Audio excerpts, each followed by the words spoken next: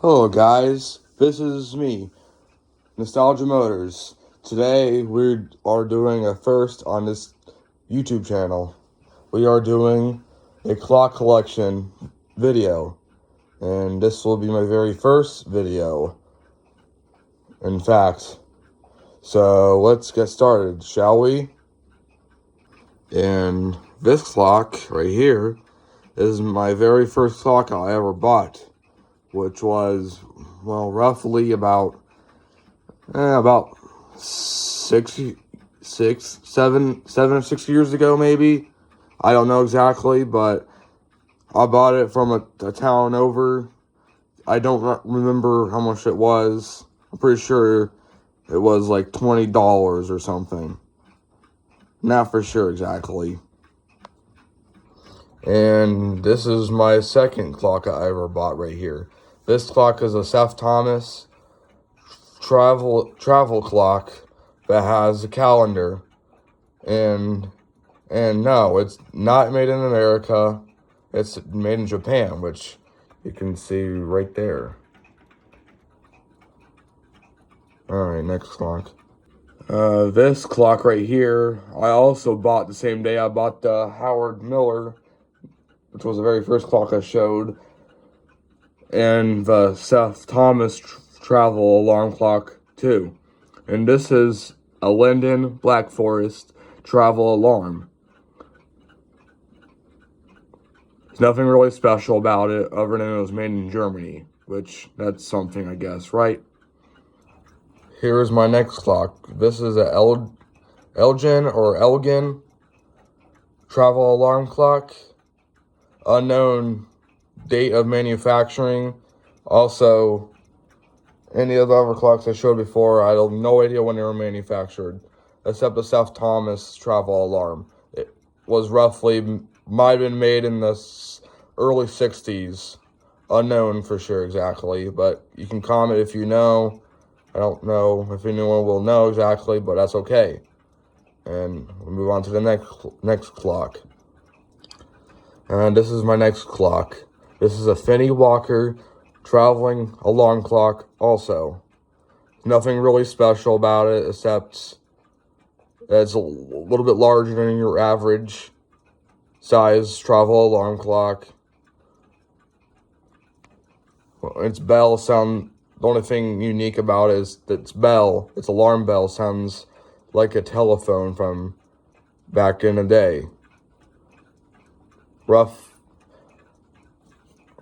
day of unknown year of manufacturing exactly, but believed to be manufactured in the early 40s or late 40s.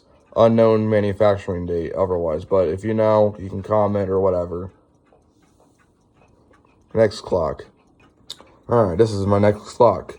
This is a 8-day New Haven beehive, miniature beehive. Has no alarm, it's just time only. Nothing really special about it. Unknown date of manufacturing or year of manufacturing, unfortunately. If you know, you may comment and tell me the information. Alright, this is another clock I have. This is a Linden quartz clock. This clock was, according to the back, it was manufactured in 1994. Other than that, it's nothing special. It's just a quartz clock. Honestly, it's kind of reminiscent of a carriage clock from way back when. This is my next clock. This is a sharp quartz, which is battery powered, alarm clock.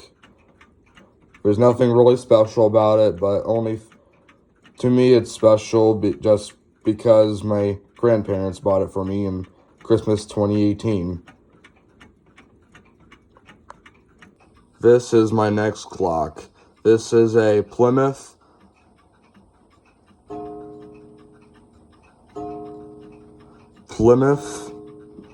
mantle clock. which has bim bam chimes, but unfortunately does not work. This clock was roughly manufactured between 1935 or 1936, which I believe it was made in 35, judging by the marking on the movement in the back, which I'm not going to show, just to make this video shorter. This is my next clock, which is a Citron 35-day Korean wall clock. It was roughly made in the mid-1970s. Unsure of manufacturing date, though. And this is my Tempest Fugit Pearl grandmother clock. This clock was roughly made maybe the mid-70s, but I'm not for sure exactly when it was manufactured. However, but the one thing about it, it uses a Hermle movement, which I believe most 1970s grandfather/grandmother clocks or wall clocks use around this time period. Just really cheap movement from Hermle, nothing exciting exactly. This is my next clock. This is a Seth Thomas beehive style or shelf clock style.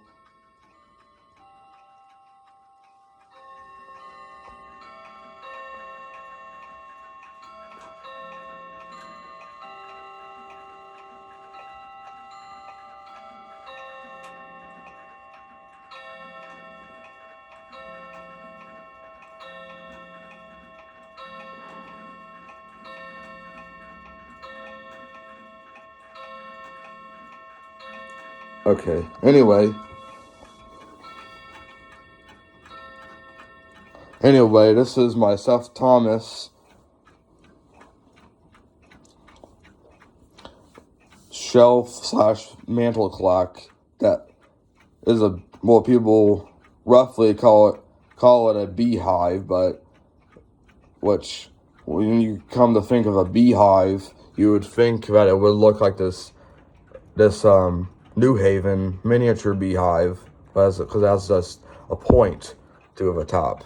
But no, this one does not. Which I made a video about this clock. I made a short and a video about it, and I showed you what the inside looked like. And here is a paper. Let me move this out of the way real quick. This is the model name is Progress. It was patent dated in 1906. And it was discontinued in 1911, which you can see on the paper. Oh, and this clock has an alarm feature, which does not work. Also, the bell strike, which also uses for the alarm feature, does not work, unfortunately. This is my next clock. This is a Plymouth shelf clock, or referred to as a beehive style. This clock was made in the mid-30s, roughly same time as the other Plymouth clock. Unknown date of manufacturing, but I believe it was manufactured in 1936. This clock has a cathedral gong, which will strike which would be about 5:30 next time it strikes, and it will strike on hour. All right, next clock. Alright, this is my next clock. This is a Seth Thomas I forget the model name. It's called Beso, B-E-S-O. This clock has a cathedral gong as well as the last clock I just showed. It will strike at the top of the hour and the bottom at the 30 mark as well. Other than that, there's nothing really special about this clock. Unknown, and unfortunately, I have no idea of when it was manufactured exactly, but online it suggested it was made in the early 1900s or early 1920s, but you may comment if you want to share information about this clock, because I have no idea when it was manufactured, because seems to be some bit of argument about this clock when it was manufactured, and that tends to happen with a lot of these older clocks, unfortunately.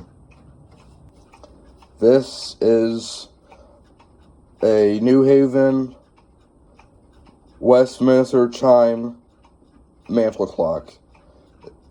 This clock was made roughly based on the dates on the patent dates on inscripted on the movement. It was made in between 1916 to 1923, and this clock this is my only Westminster chime mantle clock I have.